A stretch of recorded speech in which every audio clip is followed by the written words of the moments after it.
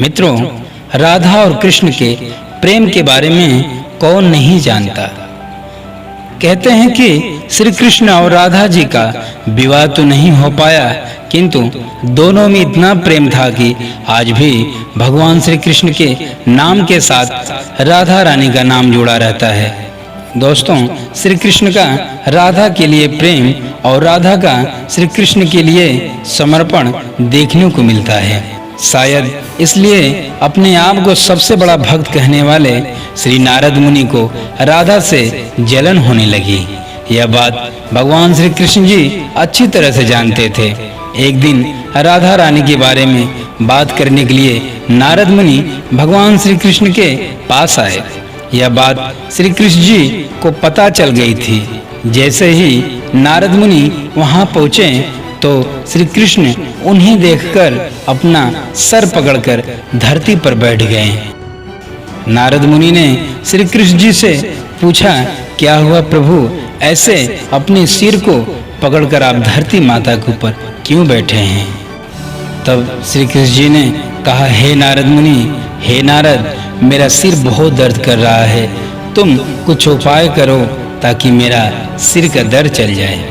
नारद मुनि बहुत सोचे, उनके समझ में कुछ नहीं आया।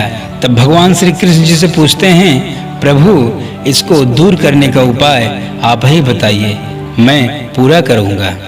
तब भगवान श्री कृष्ण ने कहा, अगर मैं अपने सबसे बड़े भक्त का चरणामृत पी लूं तो इसे दूर किया जा सकता है। तब नारद मुनि सोचने लगे कि सबसे बड़ा भक्त तो मैं ही हूँ, लेकिन अगर मैं अपना चरणामृत भगवान श्री कृष्ण को दे दूं, पिला दूं, तो मुझे नरक जाने जितना पाप लगेगा। मैं प्रभु को अपना चरणामृत नहीं दे सकता। कुछ देर सोचने के बाद उनके मन में राधा रानी का विचार आया और वह सोचने लगे कि लोग राधा को भी सबसे बड़ा कृष्ण भक्त कहते हैं, इसलिए क्यों न उनके पास जाकर पूछा जाए। ऐसा सोचकर वह राधा रानी के पास चल दिए और उनके पास पहुंचकर सारी वृतांत बताई। राधा ने जैसे सुना, वह एक बर्तन में अपना पैर धोकर चरणामृत भगवान श्री नारद जी को देते हुए कहा, हे मुनिराज, मुझे नहीं पता कि मैं उनकी कितनी बड़ी भक्त हूँ, लेकिन मुझे यह पता है कि भगवान श्री कृष्ण को अपना चरणामृत देने से मुझे नरक जितनी यातनाएं सहन करनी पड़ेगी।